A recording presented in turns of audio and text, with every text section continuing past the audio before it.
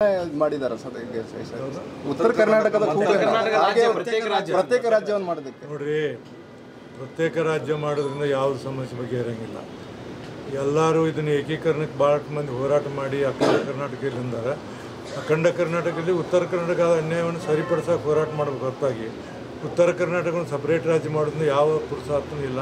ನನ್ನ ಅದಕ್ಕೆ ಸಹಮತಿ ಇಲ್ಲ. ಇದು ನಾನು ಸ್ಪಷ್ಟವಾಗಿ ಹೇಳ್ತೀನಿ ಸರ್. ಕಳೆದ ಬಾರಿ ಗೈರಾದ ಶಾಸಕರಿಗೆ ಏನು ಇದು ಕೊಡೋದ್ರ ಮುಖಾಂತರ ಹಾಜರಾಗ್ರಿ ಅನ್ನೋದು ಹೇಳಿದ್ರು. ಈ ಸಾರಿ ಗೈರಾಗೋ ಶಾಸಕರಿಗೆ ಏನು ಸ್ಪೆಷಲ್ ಆಗಿಲ್ಲ. ಈಗ ನಾ ಹೇಳಿದ್ದೆ ನಿಮಗೆ, ಪ್ರಜಾಪ್ರಭುತ್ವದಲ್ಲಿ ನಾವೇನು ಮಾತಾಡೋಕ್ಕೆ ನಮ್ಗೆ ಯಾರಿಗೂ ಅಧಿಕಾರ ಇಲ್ಲ. ಬರೀ ಪಾರ್ಟಿಸಿಪೇಟ್ ಮಾಡಿರಿ, ಹೆಚ್ಚು ನೀವು ಭಾಗವಹಿಸೋದು ಹೇಳಿದ್ ಬಿಟ್ಟರೆ ಅವ್ರ ಮೇಲೆ ಏನು ಈಗ ಶಾಲೆ ಹುಡುಗರನ್ನ ಸ್ಟ್ಯಾಂಡಪ್ ಅಂತ ಡೆಸ್ಕ್ ಅಂತೆಲ್ಲ ಮಾಡೋಕ್ಕೆ ಬರೋದಿಲ್ಲ. ಅದಕ್ಕೆ ಅವ್ರಿಗೆ ಹೇಳ್ತು. ಬಟ್ ಎಲ್ಲರಿಗೂ ಮಾತಾಡಿ ಸುಮಾರು ನಾನೀಗ ನಿನ್ನೆವರೆಗೆ 38 ಜನರಿಗೆ ಮಾತಾಡಿ, ಉಳಿದವ್ರಿಗೂ ಮಾತಾಡಿ ನಮ್ಮ ಸದನ ಘನತೆ ಗೌರವ ಹೆಚ್ಚಿಸಬೇಕು, ಉತ್ತರ ಕನ್ನಡ ಜನತೆಗೆ ಒಂದು ಒಳ್ಳೆಯ ಮೆಸೇಜ್ ಹೋಗ್ಬೇಕು ಅನ್ನೋಂಥ ಮಾತನ್ನು ಹೇಳ್ತೀನಿ. ಮಾಡ್ತೀನಿ, ಖಂಡಿತ ಮಾಡ್ತೀನಿ. ಈ ಪ್ರತಿಭಟನೆಕಾರನ್ನು ಹೊರಗೆ ಸುವರ್ಣಸೌಧದಿಂದ ಹೊರಗೆ ಇಡ್ತಾರೋ ಸರ್? ಎಲ್ಲಿ ಈ ಸರಿ ಎಲ್ಲಿ ಇಲ್ಲ, ಅವ್ರು ಹೊರಗೆ ಮಾಡ್ತಾರೆ. ಈಗ ಸಹ ಅವ್ರಿಗೇನಂದ್ರೆ ಟೆಂಟ್ ಹಾಕಿ ಕೊಟ್ಬಿಟ್ಟಾರೆ.